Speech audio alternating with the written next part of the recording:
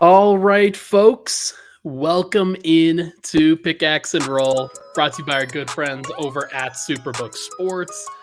I am your host, Ryan Blackburn, at NBA Blackburn on Twitter, part of the Mile High Sports Podcast Network, and I'm excited to be joined here on this Weekends with Swipa. A little bit of a late weekend here, but I think you'll understand, given that the Nuggets had games on Friday and Sunday. I'm your host, Ryan Blackburn, joined here by my guy, Swipa, on the other side, and we are reacting to, man, what is a tremendous turnaround from your Denver Nuggets. Swipa, how you doing? I'm good. It's been a good weekend, been a fun-filled weekend. Did some karaoke this weekend. Had a good time. Went to get some food, got some dinner, ate some good breakfast, went on a couple walks with the dog, and then you know what? I said, whatever happens with the Nuggets, I know they're going to respond the best way they know how. And if you're like me, you went into the game very easy, very calm and collected, and then realized that this is nothing they haven't seen before. So, look, I am very, very, very excited to see that the Nuggets responded how many of us believe that they would and that they could. So, it was a great weekend for me. Hurricane here says, "Got to get funky with it like Swiper, Ryan." It really isn't my energy, and I'm not gonna lie. I am so drained from this weekend, folks. Like this, I tried to put in as much work as I could on the. I'm lucky enough to be in Minneapolis for this, and was just blown away by the way that the Nuggets did it. Yeah, it was great. It was awesome, but I had an early Ryan flight. was out partying, everyone.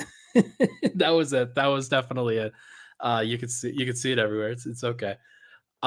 He had glitter in his hair when he first got on the show today. You should have seen the pictures that I took. It's crazy.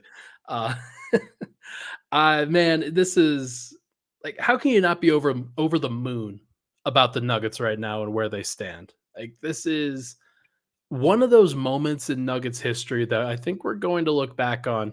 And like, job's not done, obviously. Denver's still got plenty of ways to go in this series in order to like sort of capitalize on the work that they've done. But as I shared multiple times, both on Twitter and on here, I thought the Nuggets were dead, man. I thought that they were dead. I did not think that they had much of a shot to come back with where they were at, with where Jamal Murray was at physically, and just with the way that the Timberwolves had come out. Like, maybe it's just their year. That just seems like they had found something clearly. But the way that the Nuggets have responded, not just in game 3, where you could understand a little bit of a letdown from the Timberwolves, but everybody knew that game 4 was going to be a war, and it started out exactly the same way as it did in game 3, where the Nuggets get down a little bit, but then they immediately go up by double digits and take a 15-point lead into halftime. The only difference is the Timberwolves didn't melt down in this one, although by the end of it, you could see them like really, really struggling with what was going on. Man, just a big-time win from the Denver Nuggets to even up the series at 2-2.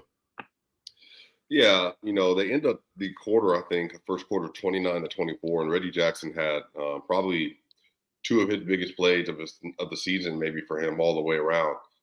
Reggie Jackson had that the initial charge call on Anthony Edwards on one end, and then come down the other court, and he hits a three-pointer. And 5-point swing, just like that. And Nuggets lead 29-24. Jamal Murray, he was different from game 3, that he allowed the game to come to him offensively as a shooter, but he took advantage as a passer, was creating a lot of opportunities for people. And you can just tell that the further Jamal Murray gets away from that calf strain, or whatever they want to classify it as, he looks better and better. And he had a pop yesterday. He was running around. He could get underneath the rim. He could create for other people. He was slashing well. And then even in third quarter, getting to those step backs from the right and left leg. And I think that the Nuggets just collectively yesterday, they've just made decisions over the break. Do we want to be the team that wins it one time, next playoff doesn't show up, and then they get absolutely blitzed by the Minnesota Timberwolves, who's a hungry team that plays really physical, really violent at the point of attack, and they want to dominate us on the boards, around the margins, loose balls, all those things. And the Nuggets took those 3 days and said that, no, we want to find our identity again. We were lollygagging versus the Lakers. From off air, I told Ryan, I think that playing the Lakers might have been the worst thing for them.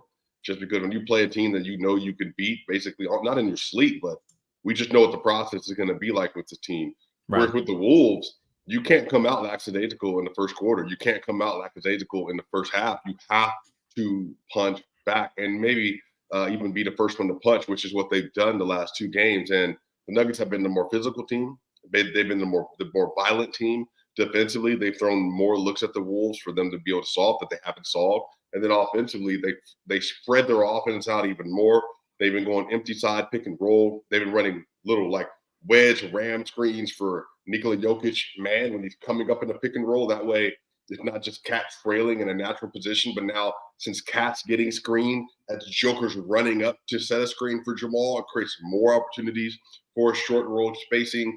And on top of this, too, I think Michael Malone deserves tremendous credit. You know, he never gets Coach of the Year nods, but you know what he's done?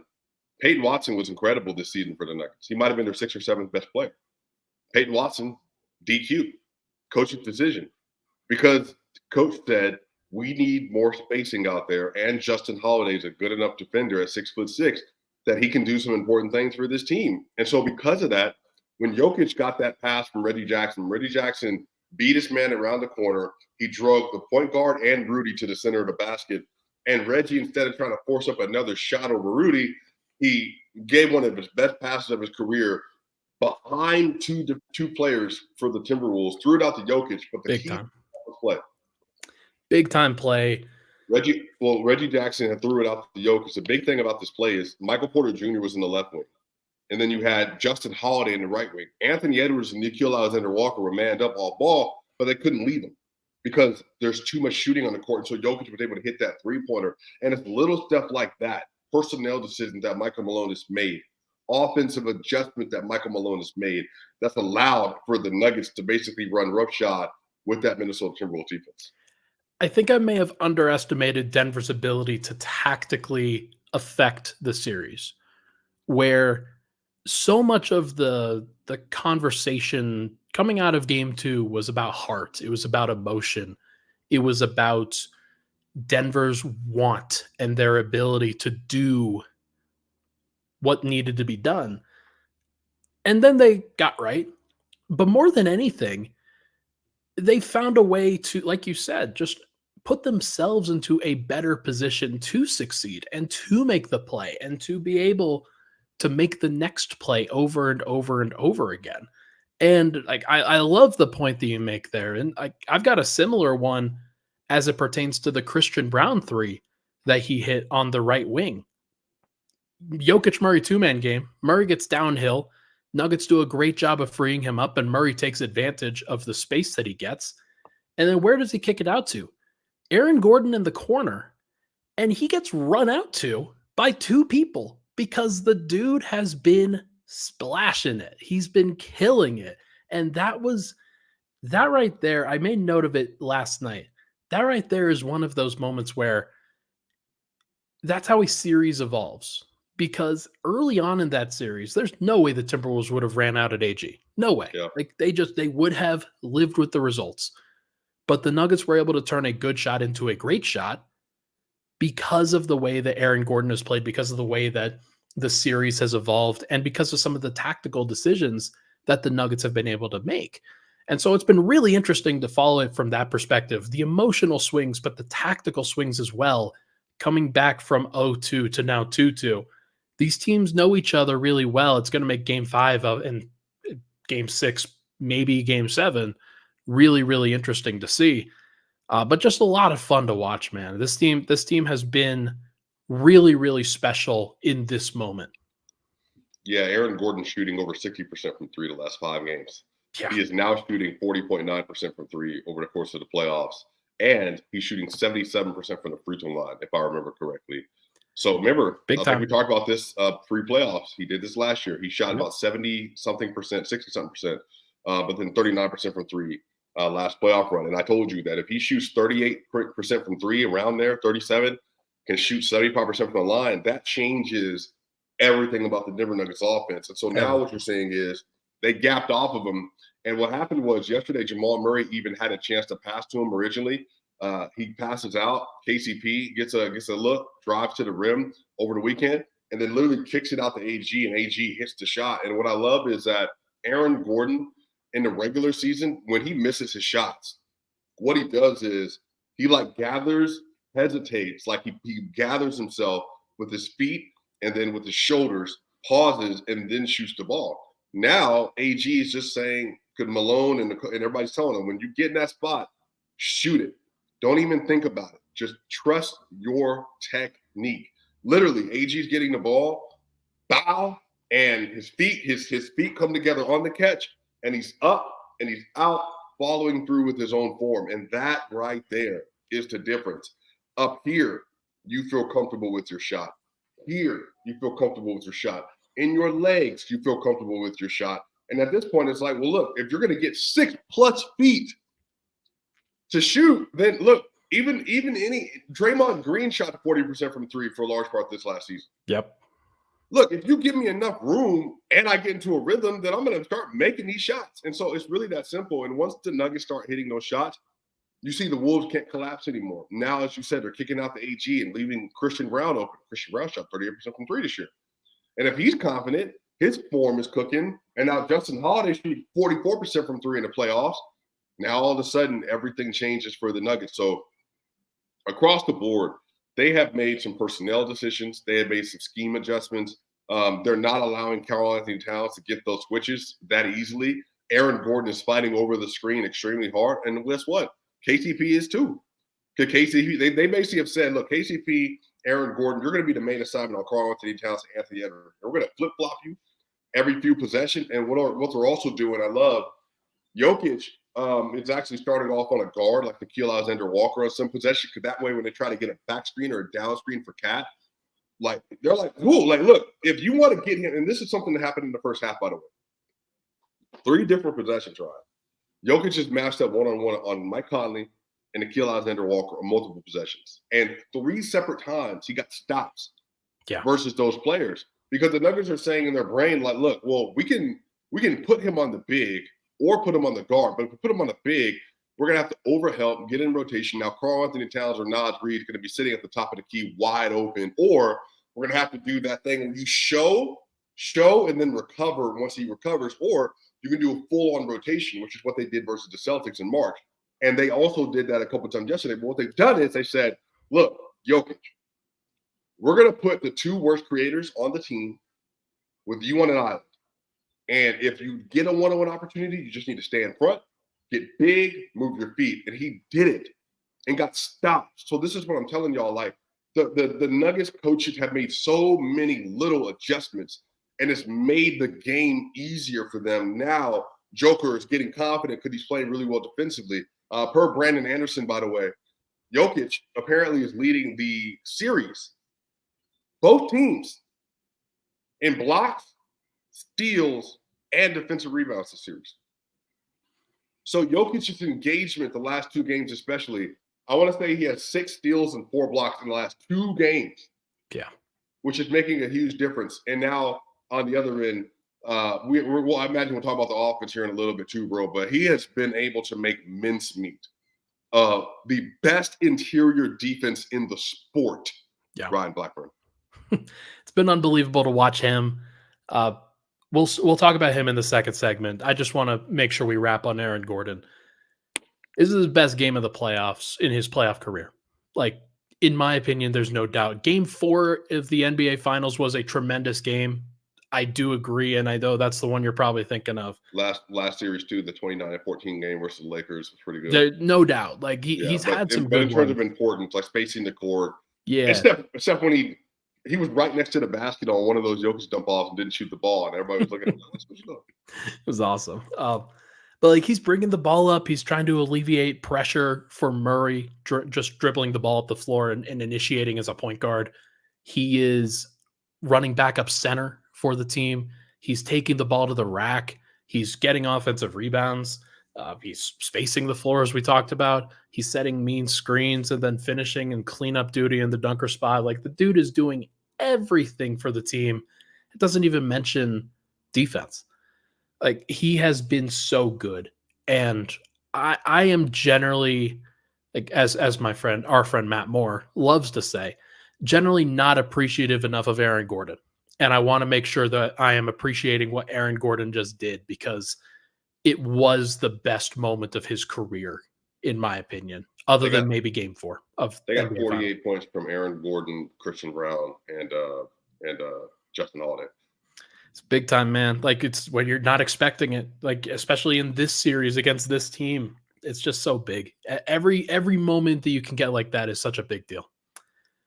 All right, let's take a break. When we come back, we're going to chat about Jamal Murray, Nikola Jokic, and that bench, that before halftime stretch that was such a big deal in generating momentum for the Nuggets. Should be a good one. We'll be right back. But first, wanted to mention about number 38, the home base for Mile High Sports during the playoffs for the Nuggets and the Avalanche. These watch parties are incredible. Doing giveaways, doing pre-game podcasts, $15 pitchers, all the giveaways. So there's a QR code that you scan when you get into the building, and it puts you on like a list, basically a wish list for some of these giveaways. And they do random drawings every quarter, every period, and until the end, where there's a big prize that's given out. Lots of good stuff over at number 38. The food's incredible. The atmosphere is awesome. We always enjoy it. Make sure to go head over there if you're in town. Number 38, where the game starts. We'll be right back on Weekends with Swipa.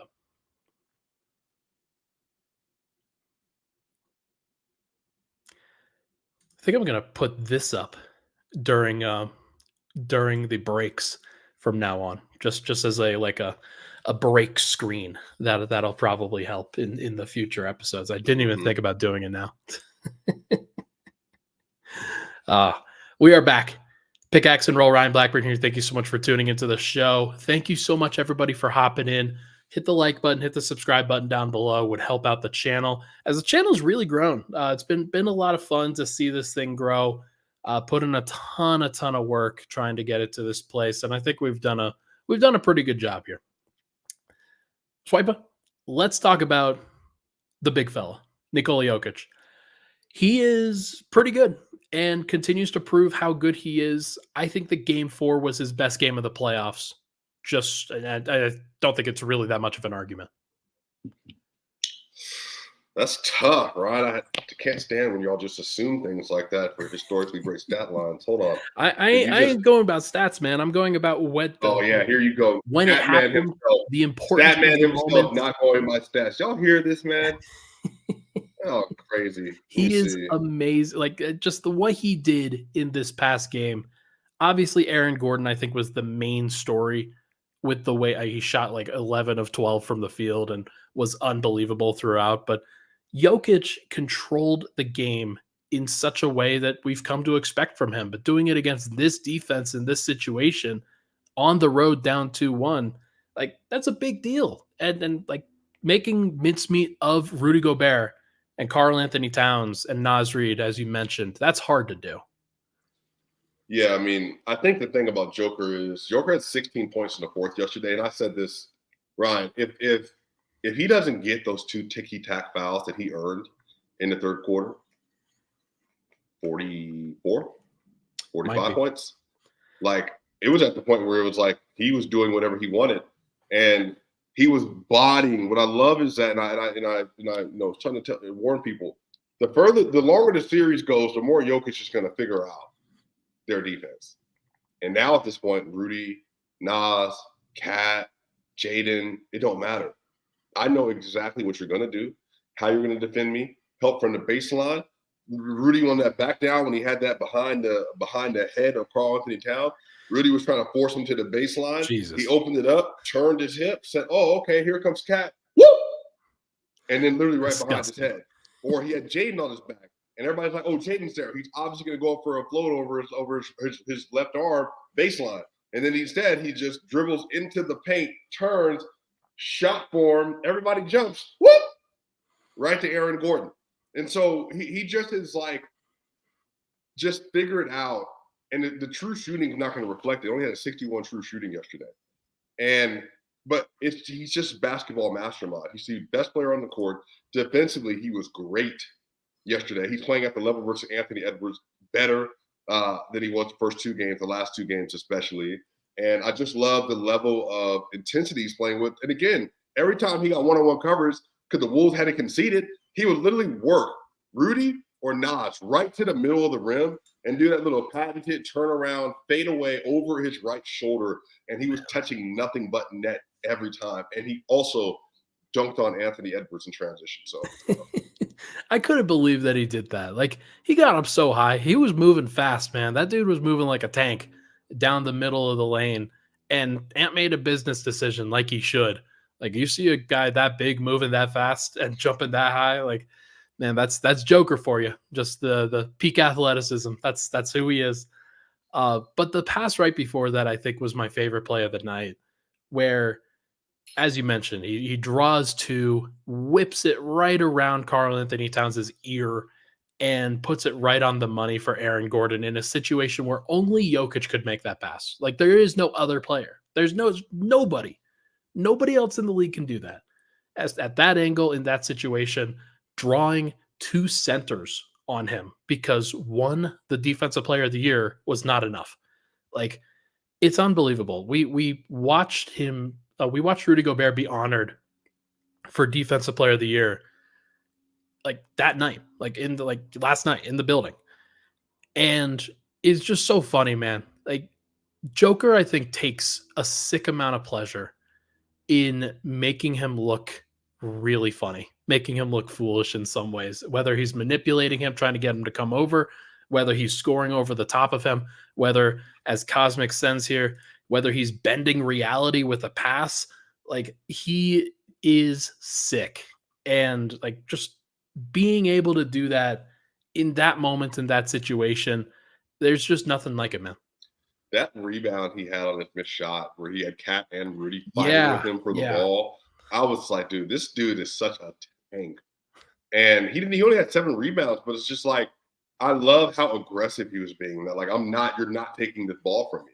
And 2 better vertical spacing athletes tried to challenge him for the ball, and it didn't matter just because the willingness and want to. And I love Anthony Edwards. He had 44 points yesterday. Like, he's been incredible as a scorer, especially. But a lot of people are like always talking about like the dog factor with him because he talks. He's yelling, he's screaming, but it's like, I get it, man. But like, nobody calls Joker a dog just because like he doesn't like say anything or have the persona per se. But those plays, the passes, the shots, the bullying, like literally, he's running into Rudy and then spinning off the bump to create more separation, and then gets fouled by Nickeil Alexander-Walker, still gets the ball up and finishes the floater. And it's just like, so he's stronger than you, he's bigger than you, he's more intelligent than you, and he's more skilled than you. I mean, that's just like, it's levels to it. And so games 5 and 6, I think we're going to see a show from Nikola Jokic. We might, and we'll get into that in the third segment. I think that, kind of like how Game 5 last year against the Timberwolves just kind of turned into a slog, just an absolute slugfest. Like, it might be a masterclass, it might not. But the stretch that you're talking about with the and one over Nickeil Alexander-Walker finishes the fourth quarter with 16 points. And Murray had just played the entire third quarter. They, like, Jokic's foul trouble kind of flipped the rotations a little bit.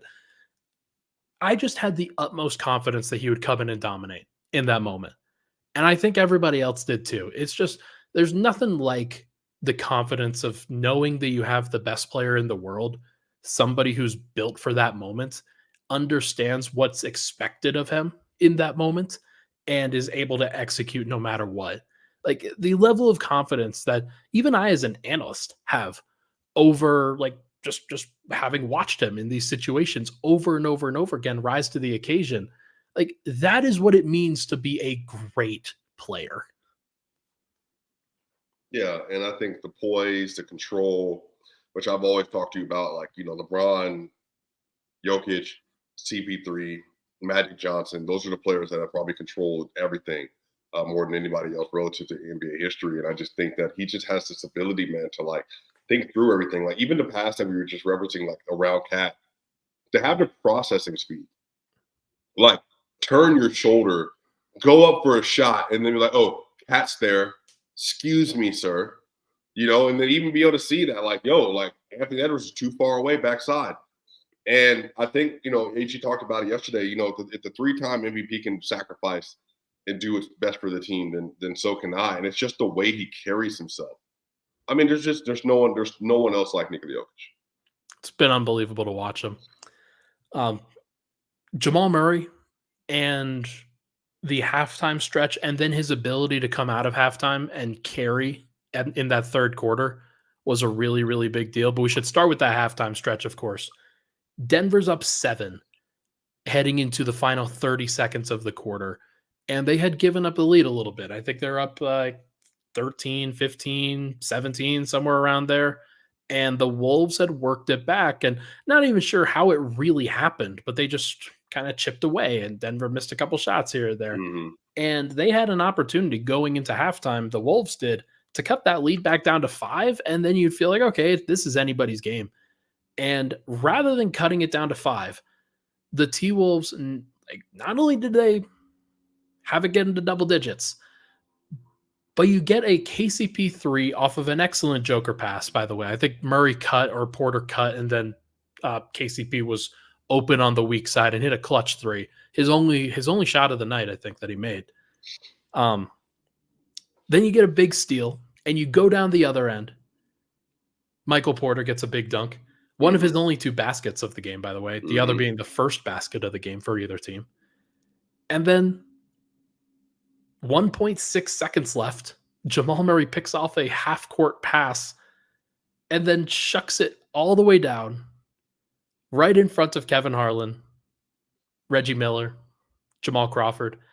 And just that's the thumbnail for this podcast, by the way, is I wanted to make sure to capture that moment of him making that shot and then staring into the eyes of Kevin Harlan, just hyping him up halfway to shit. It was just these are the moments that Jamal Murray is built for, that the Nuggets are built for. And it's crazy the catalog of moments that we're getting now from Jamal, where he's had 2 buzzer beaters at the end of the game against the Lakers, including one to end the series. And then he just made that, which I think was the biggest shot of the series. Yeah, I mean, I think it was just a collection of things. The momentum was already in their favor, and it was just like a rolling mountain. And then when that moment happens, and then in the third quarter, Jamal Murray starts off by just pick and roll, beats Cat down the lane, left-handed layup.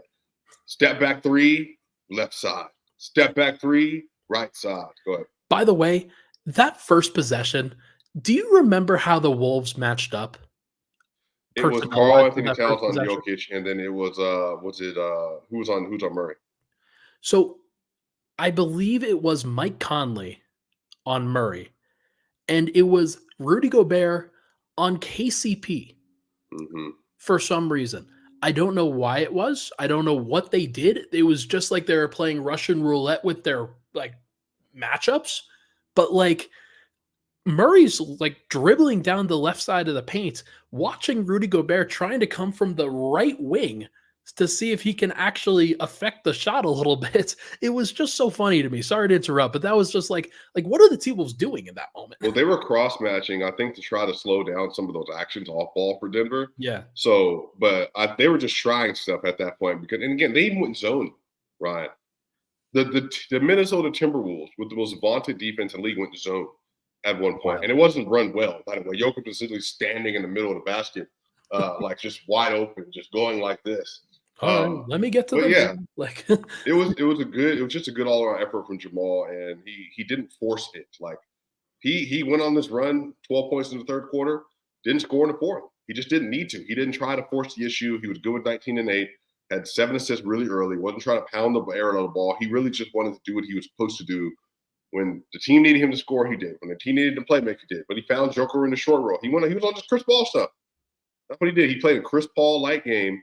And he dominated when he was supposed to, got everybody involved. And then defensively, again, I told you, the further we get away from that injury, he looks even better defensively. He did look better. Because he can move. Yeah. He was actually one of the things I was watching was him jumping for rebounds and trying to contest some of the offensive rebounds that the T-Wolves were going for, whether it was Gobert or Towns or Jaden McDaniels or whoever. Murray's getting up there and he's fighting. Like, to be able to do that on a calf and then to move the way that he did, I have no idea what they did to get his calf as good as they possibly could, but I'm sure it had something to do with, like, football, like how those guys get ready for a football game. Yeah, well, if the Nuggets are able to take care of business, they get more rest. If they're able to win the series, because they have to win the series, but you get more rest again, then you'll not face pressure like this ever again. Yeah. So I told you before the playoffs started, Ryan Blackburn, this would be the most difficult match that they would face in the playoffs, just because of the way the team's constructed and the level of defense they have and length. No one else is going to have that. The aggressiveness with the length, no, not even. It's not even close. I would like to also take credit for having that take. I just want to remember that. I specifically remember Ryan Blackburn saying something about the Sacramento Kings. That is, oh my god, this selective memory, my ass, Jesus. Christian Brown closed over Michael Porter. Christian Brown was big, huge. His defense on Ant was important. Ant's Ant. So Ant's having and I said this on Twitter and people like freaked out about it, Ryan. I said that Anthony Edwards is having a 2023 Booker moment, and people are like, "Oh, but he's way better than Devin Booker." I'm like, not in that run. No, Devin Booker averaged 37, 7 assists, and 5 rebounds, and shot, I think, 60, 50, 87 splits the first 9 games of the playoffs. Ant's not doing that right now. He's playing really well. He's like 35, 6, and 5 on 50, 40, 80. But no, not even Devin. Devin was going insane last year, and Ant's kind of going, like, his pull-up shot making is there. Like, he made 5 3-pointers yesterday, Ryan. Like, he was opening the game hitting 3-pointers. That dude's hitting like he's hitting crazy threes too. Like, just waiting for the Nuggets to switch and then just shooting over the switch where they're like at the switch point. Like, and these are like 29 footers, like doing what he can. I'm really impressed with him, man. Like, hit 37 points through 3 quarters last night. Yeah. And he only finished with 44. It was weird. The T-Wolves just didn't really go to him at the beginning of the fourth quarter for like the first 4 or 5 minutes. They had to get somebody else going though. You're not just gonna beat the Nuggets by throwing up shots like that. It's fair. It's true, but I mean, it didn't work. And like that team is just they're still trying to figure out some stuff. And Karl-Anthony Towns, I think, is a big deal. But you remember even last year when the Suns, when Devin Booker, I think he was 14 of 18 in 20 and 25 games 3 and game 4. And I think it might have been reverse. But you remember KD also played really well. He had 26 and then like 31 in both of those games. But that's not why the Nuggets lost. The Nuggets lost because Landry Shamet had 19 points and 12 in the fourth quarter and 4 from 3. That's the difference. Like, that's what Minnesota's trying to get. Like, Mike Conley, somebody, please, to the stop. But the issue wasn't their offense was bad, for sure. It was partially offense. But the Nuggets aren't seeing their defense anymore. That's what I'm trying to explain to people. Like, once the Nuggets feel comfortable with you, you are just going to try as hard as you can. But at this point, it's like Jamal, Jokic, and Murray and Gordon. Jamal, Jokic, MPJ, Gordon, and KCP, and Christian Brown, and Justin Holiday, and Reggie Jackson. They're just like, oh, okay, well, you're not going to do anything different. Like, you're just going to play more aggressive, stronger, more physical. Well, great. We've already seen you do this. And now the referees aren't going to let you wrestle with us anymore. And that's the other part about this, too. Like, the Timberwolves, from the opening moment of games 1 and 2, try to wrestle the Nuggets down to the ground. And then the Nuggets got distracted by the whistle or the lack of calls. Now the Nuggets are like, okay, we're going to punch you first. Now you can set the tone, and then we're going to play basketball from there. Because guess what? We can outskill you, because that's what we do. We can outskill anybody. So it's just really interesting series so far. And they have enough toughness that they can weather that storm. That the T-Wolves, they do try to come out and hit first as well. Like, they, in both of these games, game 3 and game 4, it felt like they had a little bit of an advantage going into the first, like midway through the first quarter. And then the Nuggets just find a way. They continue to hit. They continue to turn the opposing team over. And they do everything that they can in their power to put pressure back on the opposition. And they've just done such a great job. I can't say enough about what they've done. Like, this has been a very refreshing and kind of vindicating moment, I think, because please address the Joker takes now. People try to bury him alive. Oh my god, the first 2 games. Oh my god, yeah, we're getting these wild off the wall takes of like, yeah, Joker's third MVP. Like there's no way he should have won the third MVP. It should have been Luka or Shea. Like, I mean, come on. Like, what It's only been were you SJ Cole. watching? Like Yeah. it was stuff like that. It was, oh He's man, there's not no way. the greatest offensive player ever, but he can't beat Nas Reed and all that stuff. His defense, he's a Shiv on defense. He can't do this and that. Shaquille O'Neal, Hakeem, never let nothing like this happen to him. Like, when they're going to get boxed up by Nas Reed, everybody on the national, Nick Wright. Well, I like Nick Wright a lot. It was like, he's just the golden boy in the media. How do you have performances like this with 3 MVPs? No one holding them to the standard. No one's talking about it. Everybody's talking about it. Everybody's talking about it. They're down 0-2 at the NBA champions. Everybody was like, "Oh God, the Nuggets are dead, and Joker might be dead, and Jamal might." They're going to get swept. The talk was, when's the last time an MVP got swept the year he won an MVP? Those were national points. Like, that last happened here with Dirk. We might see a Dirk situation. Oh, hey, 22-year-old sweeping Nikola Jokic. Like, all that stuff was there. Off 2 games. Even Charles Barkley, they're getting swept. Stephen A. Smith, they're getting swept. So I thought it was a possibility, obviously, that they could get swept. I didn't want to write it set in stone. Say it again. Of course you did, sir. No, the only reason though is like they hadn't shown this level of want. They hadn't shown this level of care. And it's hard to fake that, Like it's hard to fake, oh man, we really want this. We really want to like we're really bothered by the Lakers. And you had this point early on that like, man, facing the Lakers, not necessarily a good thing for Denver in the first round. Not because the Lakers didn't challenge them, but because like they just didn't care about the Lakers at all. Like they're so apathetic towards them now. Yeah. And it's not like that the Lakers aren't good. It's just we've already played too much. I don't want to see you anymore. I'm very curious to see how this series evolves. Should we take a break and then talk about Game 5? Sure. Let's take a break. And folks, we're going to talk about Game 5.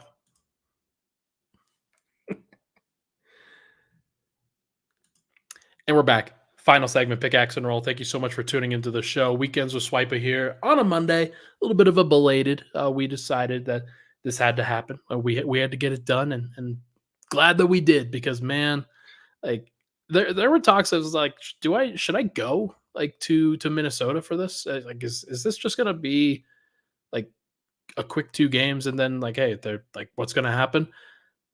I'm glad that I went, because they renewed so much faith in, and not just me, but in a lot of people, in their ability, the Nuggets' ability to show up in these moments, and just how much a championship DNA that they actually have. And there's a lot of it still in there, when I think a lot of people, maybe myself included, forgot that there was this is a team that deserves everybody's respect.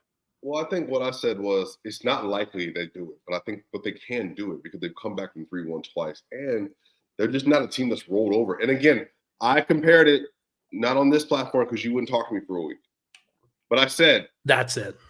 Game 3, 2020, first round. You remember that game versus the Jazz, when they got walked by like 38 points? And I remember DNVR, Adam and them, everybody, and me too. I was like, man. Like, are they going to just be this? Like, is this it? Like, are they just going to get embarrassed? And I understood it, because I felt the same way. I was like, all this talk about Joker and Murray up and coming, and they went to the second round last year, and they got dog walked, and then literally got down after that game 4-3-1, and everybody thought, all right, cool. But then they just do that, man. Like, they don't stop fighting. You got to beat them.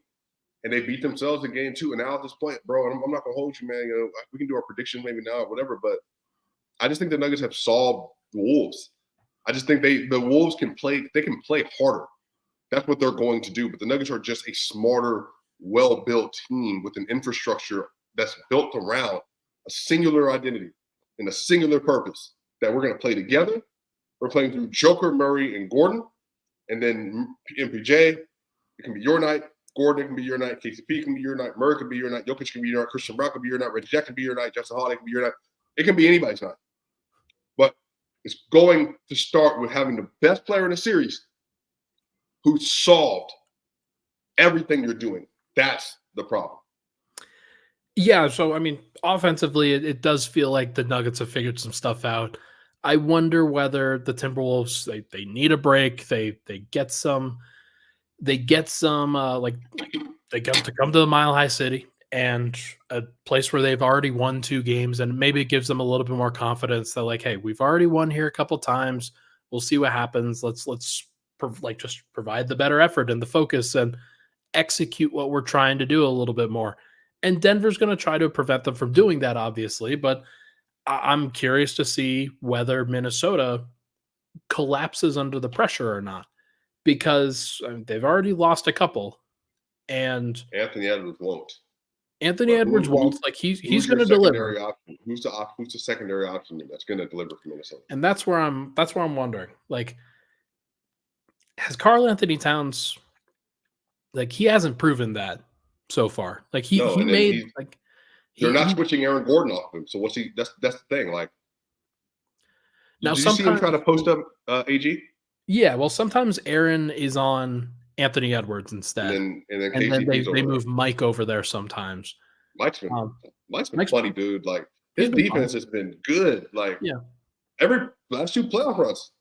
Yeah, no, I mean he is not the sieve that I think a lot of people make him out to be. Obviously, now there are some moments where like guarding Anthony Edwards in isolation, he was just like barbecue chicken. But like that's for everybody, and like asking him to be able to take care of that assignment is dumb. Like that's just not what he should have to do.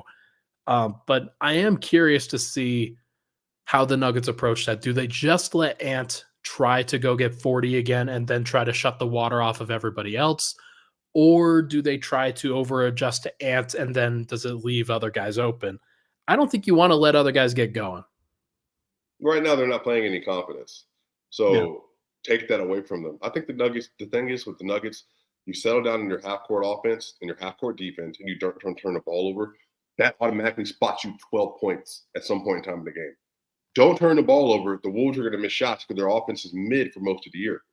So then if you don't miss shot or you do miss shots, just make sure you get back on defense, you set your defense, and then you execute at a high level. That's the thing. The less turnovers you have, the more you win because the Wolves are relying on you to make mistakes. And so if the Nuggets take care of business in the first half, they can have another 8 points, 10 point, 12 point, 15 point lead just because the Wolves had throughout the season shown they will have these spurts where they'll go scoreless 4 or 5 minutes at a time because their offense blocks out. They just don't have that kind of offense.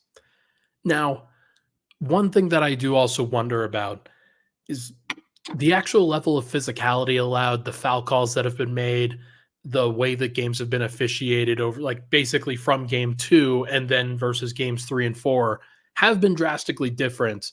And obviously, I think a very physical game where there's not a lot of fouls being called, that's going to favor Minnesota a little bit. I wonder if we get that in game 5 or if that's game's just not coming at all. Like maybe the league has adjusted a little bit and referees are just not going to let it go. But what if you get Mark Davis as the crew chief in one of these next 2 or 3 games? Like that could be interesting. No, I just think people are a little too caught up on that. They had 12 more free throws than the Nuggets yesterday, so they went to the lock. Oh yeah, no, there's no doubt. Like that's not a thing. It's more about like, can Denver get into their stuff or not? Because like you said, they felt comfortable. They felt really comfortable. They shot 57%. It's not that they weren't, but the thing is they had made adjustments to the adjustment that if you want to create more physicality, we have to create more room. So all they're going to do is create more room between the screens and between the off-ball movements. And they're still staying attached. It's not like the Timberwolves aren't attached. The problem is they're attached, but then because of the way the Nuggets offense spread functions, the secondary and tertiary options are going to be the things you have to watch out for. And they're already in rotation so much. It's like, dang, bro, like, what do we do? And now AG in the second unit, when he knows Jokic, he's at the 5. Okay, why does AG have Nikola Alexander walk around him? How did this happen? And then literally he drives by Nikola, dunks it home. Okay, well, now he sprints to the rim. Let's double off Justin Holiday, kick out 3-pointer. So that's the thing. And now Jamal Murray's playing more off ball. So Jamal Murray's making his shots. He makes 2 or 3 step backs in the game that are contested. It's like, damn, like that's how you swing possessions over and over and over again. So they just have to make sure they're playing smart and not turning the ball over. But again, I predicted the series of 6 for the Nuggets. So, in a distant way. Look, maybe it is trending towards that. It certainly feels like the Nuggets have all the momentum. It'll be interesting to see whether the Wolves can cut that off or not, but I'm curious to see. Like, it's just nice to have a series again, man. Like this felt like the end for Denver after the first two games. And it felt like they could have made some changes. And now it seems like, hey, they've shown the requisite fight, the requisite championship medal, and the season's not dead by any stretch of the word, and it may not be dying anytime soon. So you said you felt it was the end. So that's how you're going to feel. We have our first argument ever. You're going to feel like that's the end of our relationship, Ryan? Oh man, if only the people knew how many arguments we actually do have. No, I'm serious arguing. We argue about Dirk and KG, and you get cooked by bartenders and our hostesses. I do not. You lost that argument. I do we not. We literally went to a group of people we did not know and asked them to do a poll, and I think all of them said KG for the most part. Yeah, they're gonna listen to your charismatic ass, like just like trying to be like, oh yeah. I mean, you guys know I'm that obviously Kevin Garnett is he's the greatest player of all time. Like, all right, what are your predictions? We're not going to see each other till next weekend. Yeah, I'm gonna say they win Game 5, lose Game 6, win Game 7. It's going to be hard to complete the reverse sweep. Although, I mean, maybe it's not going to be that hard. Maybe that's just what happens. But I think that Michael Porter becomes the hero of Game 5. Denver just doesn't shoot that well in Game 6 because they're going to be tired out. And then they get a couple days off and then finish off the series in Game 7 at home. That would be my guess. Okay. We shall see. I predict the series be over for Denver for Denver's winning in Minnesota on Thursday night. That'd be dope. That would be dope, man. Real quick, series around the league. We've got 3 other series. Boston, Cleveland is tonight. Boston's up 2-1. Do you expect that to go any more than 5 games? Boston in 6. I got Boston in 6, Thunder in 7, and I got apparently Knicks in. They're so injured right now, so maybe it might end up being Knicks in 7 due to injuries. I had Knicks in 5 originally, and then no OG happened, so it could be Knicks in 6 still. I'm still taking the Knicks in that series. I hope it's not the Pacers. The Pacers versus Boston would be the worst conference finals I've seen in recent memory. That Western series is interesting. OKC you had in 7, despite being down 2-1. Yeah, that's a big deal. That could be interesting. OKC probably clearly needs to win Game 4 for that to come to pass. Like, asking them to come back from down 3-1 might be a bridge too far, but they have the talent to do it, and it'll be interesting to see. But that's going to be fascinating, man. Luka and Shea, different from Ant, obviously, but heliocentric in a lot of those same ways. Would be a very similar problem if Denver made it to that spot. I see a small argument in the comment section about MPJ because he didn't have to score yesterday. I'm not sure if people knew this, but they had an elite offense yesterday with Aaron Gordon doing all of the lifting. So why would Michael Porter Jr. shoot the ball exactly? I don't know. I'm confused. He was averaging 20 points a game to yesterday, and he had 4 out of nowhere. So the other thing is that they were denying Mike on the 3-point line so hard that it didn't allow him to get going, and it allowed for space for other people. Yeah, I mean, it's just kind of the way offense just how basketball works. Like, that's just how it is. I don't want to force feed someone. And again, I don't know. Porter had a good game. MPJ's a dependent player. He is dependent on how the game is going and how the Nuggets are running their primary actions with Jokic and Murray. He'll read and react to those things, and he does a great job of delivering in the moments where he has to. Like, a great job. He's been fantastic all playoffs. I am not worried about Michael Porter in the least. I just think sometimes it's like that's what happens. Like, AG and MPJ, they oscillate with their role. Like, Porter's averaging 17 now. I want to say Gordon's averaging 14. Yeah. No, he's averaged 14. He's averaging, let's see. Thought it would be around like 14. He's averaging 15, 7, and 5 on 68 true shooting. It's pretty good. Oh, gosh. That's hilarious. That's pretty good. Gonna be fascinating, man. It's good to chat. Good to talk to you. We're both very excited about where the Nuggets are in this moment. Any final thoughts before we get out of here? No, everybody stay safe. Happy Mother's Day. Belated Happy Mother's Day to all those out there who know a mother or are a mother. And yeah, I'm excited to see how the next couple of nights go for the Denver Nuggets. I was out of town for Mother's Day. I'm gonna have to make that up to mom. That's for sure. Mm, for Everybody, sure. that is gonna do it for this episode of Pickaxe and Roll Weekends with Swipa Edition. Thank you so much for tuning into the show. Please hit the like button, the subscribe button down below. Obviously, we try to put out the best coverage possible for all y'all, doing everything that we can to do as such. Swipe and I will probably have a couple videos out during this week as well. We'll make sure to get that. Going to be interesting to see how the Nuggets react. No matter what happens, I'll be back with a reaction to Game 5. Everybody, thank you so much. Hit that like button. We'll talk to you guys very soon.